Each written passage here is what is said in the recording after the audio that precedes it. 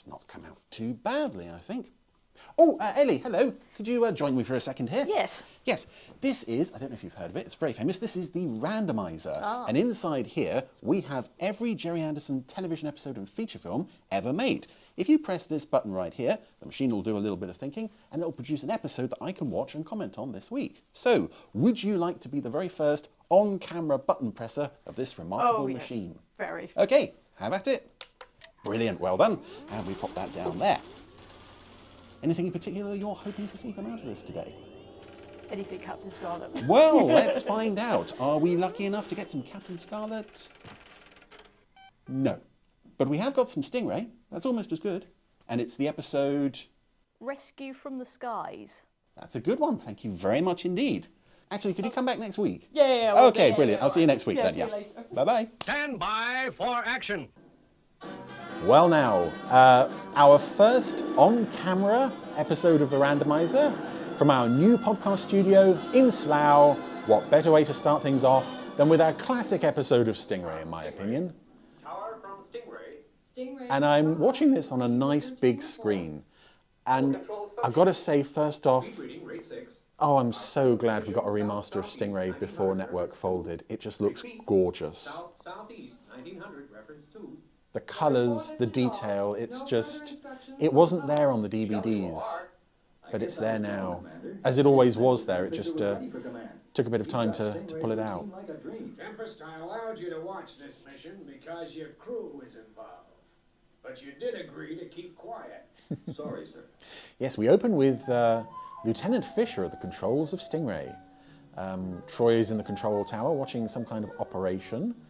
And it's interesting to get to this point very late in the series.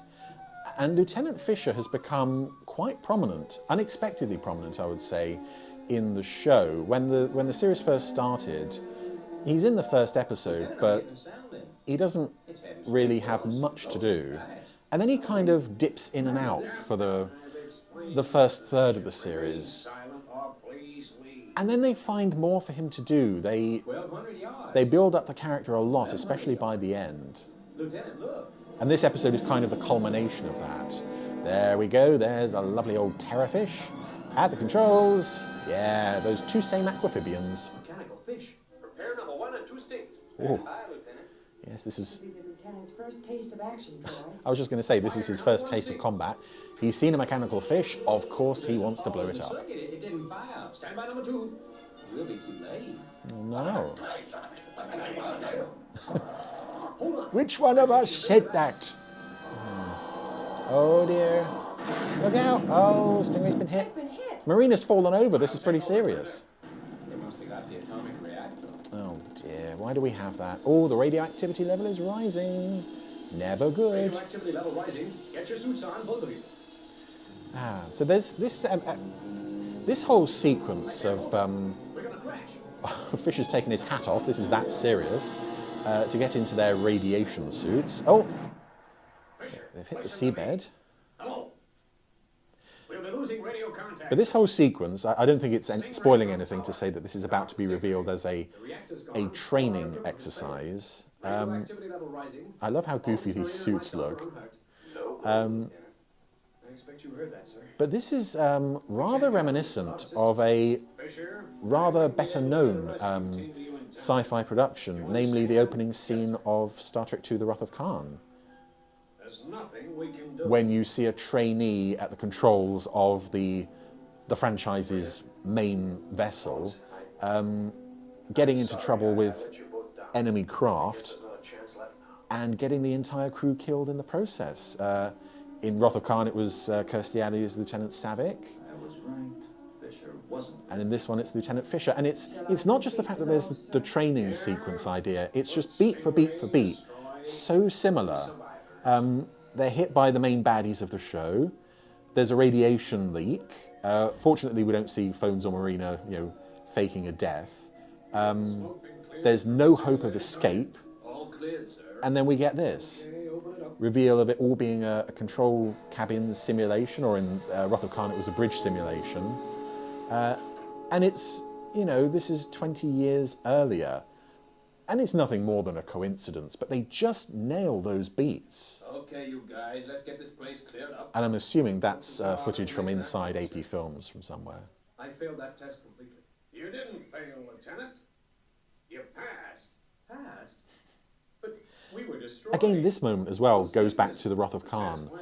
The dialogue is so similar, Against you. You were doomed from the start. even down to the idea of a no-win scenario. Clear, concise orders, right to what could have been the end. And both trainees in Savick and Fisher pass with flying colours. Let's get to the conference room. Even in the Wrath of Khan, Spock takes them to the briefing room afterwards. Yeah, it's just an interesting, fun, That's settled it. Lieutenant Fisher, we'll take the eerie Stingray out to see parallel the between the two last productions. step of the training program. Any questions? Yes, sir. We got it, Commander. That'll be all, gentlemen. And as well as it's nice to sort of see a minor, essentially a minor character get some nice screen time here, it's also kind of echoes the Fireball XL5 episode, one we've already covered on the Randomiser, Flight to Danger, where Lieutenant 90 is studying for his astronaut's wings, It's not that, Troy. So shut up and sit down.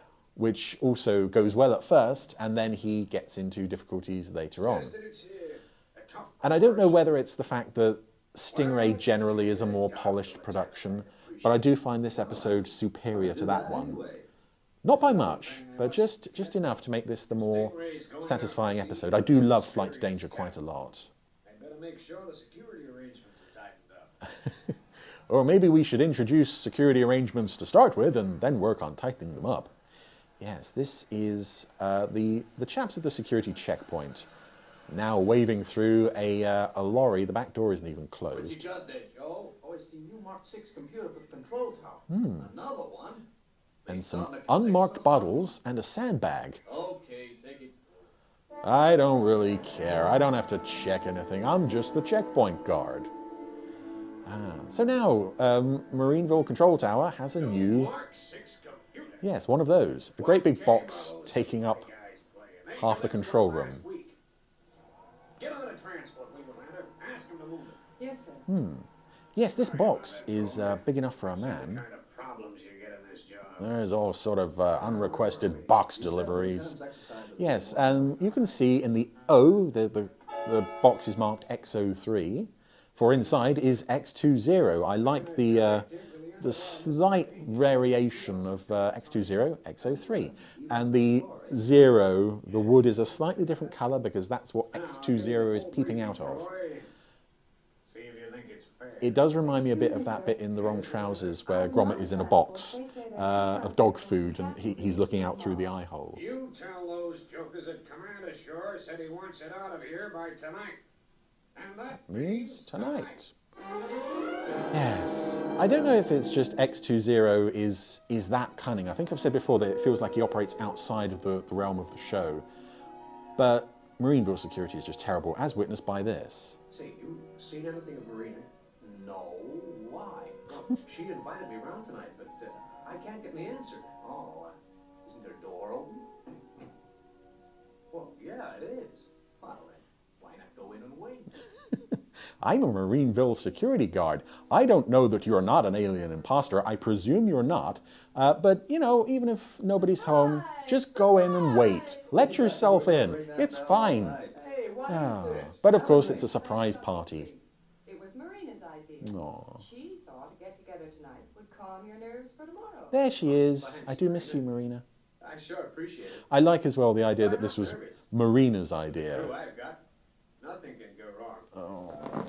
Oh, why did you say that? Oh dear, he's doomed himself now. Yeah, I like the idea that this would be Marina's idea to throw a nice night before the big mission type party for him. Trojan horse. My packing case has penetrated the enemy's defense. At last, I shall be successful and destroy Stingray. Yes, because without Troy Tempest at the helm, nobody on that ship can do anything. I also love how X20 was like, oh yes, my plan was wonderful and brilliant and doesn't reflect at all on the incompetence of the Marineville security force. It's all my genius.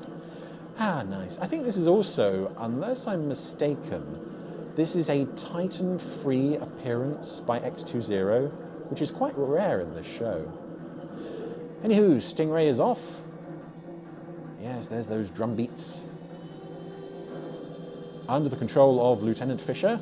And it feels like not too long ago we had the episode An Echo of Danger, which is, or was, Fisher's first trip out to sea in Stingray, according to him. And there he was allowed to basically just touch nothing. Okay, Lieutenant. And now he's, there's been some development off screen. Proceed to the Wasp missile range at west-northwest 1300 referencing. You will destroy the 3 targets and return to base. Doc and Stingray, PWR. And I also like with this episode, unlike Lieutenant 90 in Flight to Danger, you never get the sense that Lieutenant Fisher is in quite over his head. Because, obviously nobody could have prepared for this fact that X20 is going to mine the dummy targets on the missile range. And it's a credit to Ray Barrett, I think, that he doesn't lean into sort of panic mode with the character. He just maintains that same, calm, steady demeanour no matter what's going on around him. It's also nice to see a bit more of the Wasp setup. We have this installation here, the Wasp missile range, with a little, it's just a rail with some dummy mechanical fish on it. I like as well that since discovering the mechanical fish and the whole Titan thing, they have decided to set up dummy targets shaped like mechanical fish. It's just, this is our dedicated enemy now, so let's mobilize all our forces to dealing with it. When Lieutenant Fisher destroys this target, he'll destroy Stingray. These explosions will see the gag. Oh dear. And again, it's nice to see X20 sort of thinking about ways to deal with Stingray. We've seen him before discrediting phones, and now we're going to see him take advantage of the fact that Troy isn't around and Fisher is at the controls for once. We're approaching the missile range, Lieutenant. Thanks, Bones. I'll call control in a couple of minutes. But something I do find interesting about Fisher's increasing prominence towards the end of the series is that it seems to come at the cost of screen time for Marina. And I don't know if that's connected, This is it. but it just feels like after the episode The Master Plan, it's almost like they're kind of done with Marina. They've told all the stories they can for her. Anytime from now. And I don't know if that was intentional or just the way things went, but she's a very infrequent figure in this latter part of the series. This may actually be one of her most prominent appearances in the last dozen episodes or so. So Commander Shaw is staring at the controls for the fish on the rail at the missile site, but he also had a telephone next to him. Number 1 away. I'm wondering if that's the telephone from Venus's beach house. The two look very similar. But this is a fun way to set up Stingray getting into trouble, this missile range. Range 400 yards. Prepare number 1 sting. Fire. And I'm pretty sure I didn't see this episode until it was released on DVD. Good shooting, Lieutenant. Oh, I love how supportive they are of him. But I have a feeling there was a children's picture storybook released by, I think it was Box Tree, back in the early 90s. So I'm almost certain I had that book. And that would have been my first exposure to this episode. So it was kind of nice occasionally, when I was familiar with one of those books, to see the episode it was based on, having no idea that it was an actual episode, because the BBC finished their first run of Stingray with about a dozen episodes left unshown. Anywho, Fisher has successfully destroyed the first dummy. He's now destroyed the second dummy. He's having to be very careful here, because if his aim is just off, he's going to hit the rail that all these target fish are running across. And that would never do. I suspect he'd have to replace that out of his own money. Because number 3 is the one that's been mined. It rolls out slightly more slowly, and we get a big close-up of the dynamite stuck on the side of it. Captain Tempest here, Lieutenant. Go ahead, sir. Number 3 is usually the fastest of the lot. You stand a better chance if you go in close. Thanks for the tip, Troy. I'll go as near as I can. It's helpful advice from Troy there.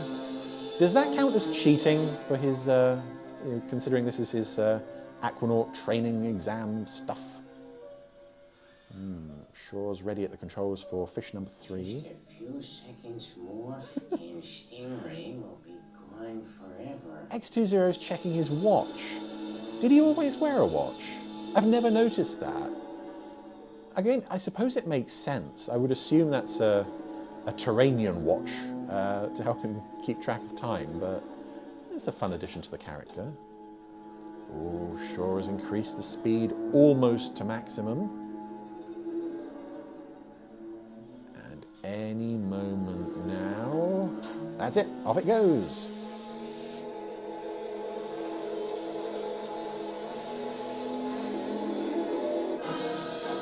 And Stingray is instantly on its tail. Left, left. 2 degrees, left, left. Steady as she goes. And X20 hasn't really done much to conceal the dynamite, but, you know, I'm not going to knock that part of the story too much. It is just stuck on the side of the fish, but I don't think Fisher can really see that he's approaching from behind. Range now 200 yards. Lieutenant, 150 yards. Ooh. Fire. Oh. So he gave the order to fire. You heard the sound effect of a missile firing. You didn't actually see it. That was odd. But yes, Stingray has been caught in the explosion and is now crashed onto the ocean floor. Something's gone wrong. I can't reach them. Oh no. The explosion was out of all proportion to a Sting missile charge. Keep trying, Atlanta. It's nice as well that there's no question of incompetence on Fisher's part, which there so easily could be. Hey, that's the emergency light. There's a failure in the power Must set. mean you're in an emergency. We can't surface or even open the hatches without help from outside. Stingray from tower. At least we can get through to Marino. I also get the feeling at times, certain times in this series, Set Sail for Adventure is one that also this is relevant to. I kind of get the feeling that Phones sort of defers to Fisher in situations like this. It's not all about, oh, Phones, do help me, I'm unfamiliar with this. It's clear that he's been trained before this, and Phones very much takes his orders because no matter his rank, he is the captain of the ship. Hey, listen. There's somebody out there. Yeah, it's X20 planting a sticker bomb. It's a nice pairing as well, actually, Phones and Fisher. It reminds me there is a TV21 Stingray story, I think it might be the uranium plant invasion, where they team up again after Troy has been discredited for, what was it, Marshal Ketoff he'd annoyed, failing to save him. Yes. Tick, I can hear a mechanism operating against the hull. From the sound of it, somebody's just giving us a present. A sticker bomb. Oh A sticker dear. bomb on the hull. Yeah. They could be blown sky high anytime. It all depends what delay's been put on the mechanism. Yeah, we The know. whole thing's been rigged. Guess our security wasn't as tight as it should have been. Get me the air-sea rescue. Oh, that line could apply to any episode of this show. You mean rescue from the skies, sir? You said it yourself, Troy. Well, that's the title of the episode, Troy. We haven't got a craft that can make the sort of speed that would even give them a fighting chance. In fact, we don't have any craft at all. First-class swimmers, I'll only hope. Fast thinking, Commander. Air-sea rescue on the line for you now, sir. Wow, it's not looking good. But I do like the speed with which the control tower staff have sprung into action on this problem. If we got to the surface, we could maybe break open a hatch or something. With this power failure, the only way to empty the ballast tanks is by hand pump. That'd take forever. Dear. See him getting held to us now. Roll your sleeves up. Gotta work fast. Oh, You heard what they said. I love it. Yes, Ray Barrett in Arrowhead is a desperate mode, one-seat aircraft. which is nice. Built for speed. Yes, but I feel the same way, Troy, but we can't do a thing. They haven't got a pilot who's an expert swimmer as well. No other plane can get there in time. if you just let me say something, Commander, don't forget, I am an expert swimmer. And I am just all-round perfect You commander. wouldn't fly that. Look, I did flying in my training program. I may not be an expert, but give me a chance. And those in Stingray. It's a tall order, but Prepare for immediate takeoff. yep, he's the man for the job. And this model, wasn't used in this series all that often. I have a feeling it was flying escort to a plane that Commander Shaw was on in one episode, possibly Pink Ice. But I can't remember what the name of the kit is, but I did buy one and tried to build it once. It didn't come out looking too bad for one of my model kits. I love the wobbliness of the takeoff here, and the fact that he nearly collides with the control tower as he leaves. Yes, he's not a great pilot, but he's going to get the job done, if in a very wobbly way. The worst takeoff I've ever seen. But he made it. Oh, it's that grudging admiration. This is ridiculous. Say that again. Oh. I seem to recall, was it Standby for Action? They say that Marina is operating the pumps alone. Yeah, but it's nice to get an idea of what that actually involves for a change. If Troy's going to have any chance at all, he should be bailing out now. Because it is nice to see, Stingray is obviously a fantastic machine, but it is nice to occasionally get those moments where it's broken or shot down or stuck on the seabed and they have to improvise. What a lovely explosion. Oh. Short and fiery and a bit of debris, but unfortunately the plane model just kind of bobs back to the surface. Yes. Never mind. Because Troy is now on the scene, dropping into the water.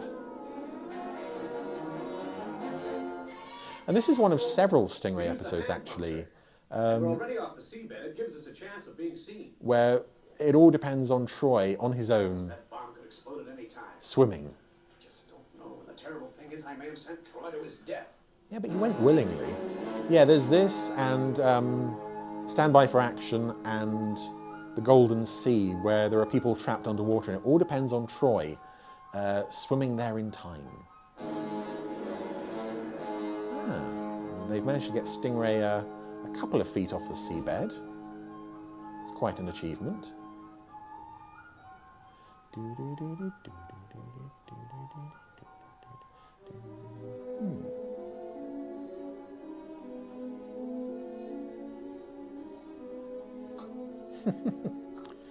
Oh dear, these poor guys. Marina, did you hear something? Yeah. I've always wondered if that thing behind her on the console, is that That must be Troy. like part of a car radio? I don't know. Anyway, he's managed to get the Saved us. sticker bomb off. Let's hope he can save himself. X20 seems to have given up and gone home by this point. It's a shame. He was so confident that his plan was a winner for once. And it would have been, but again, didn't reckon on Troy Tempest. Oh. Did he make it? What do you think?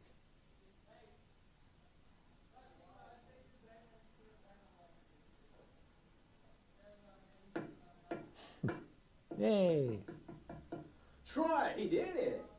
Marineville, here we come. Hooray! Oh yes, another party, why not? We've still got some of that lovely Barry Gray lounge jazz to enjoy. Okay, let's have a bit of quiet. And Marina's hosting another party, because she can't get enough of parties at Marina's place. Drink a toast. To Lieutenant Fisher, the World Aquanaut Security Patrol's newest aquanaut. Hurrah, he did it, somehow. Thanks. Aw. It's nice to see him get a bit of development for once. We're coming up on one of my favourite shots of the series. Saved the Wasp's newest aquanaut. Good old Troy. Now, I know it's the way he's holding his cigar, but because he's got the other glass behind it, it kind of looks like he's got two glasses on the go, and he just looks totally sloshed. Anywho, that was Stingray, Rescue from the Skies, and that's always been, I think, one of my favourites. It's not absolute, god tier Stingray for me, but it's up there, and I think it's because they do some lovely character work with Lieutenant Fisher in this, who has generally been a fairly static character throughout the run of the show, and suddenly it's like, oh yeah, this guy's a trainee. Maybe we should develop him just a bit so he's no longer a trainee. He's fully qualified now. Presumably he took the rest of his tests off screen after this episode finished, or after that little incident finished, I should say. Dennis Spooner. Well done, sir. That's another nice one.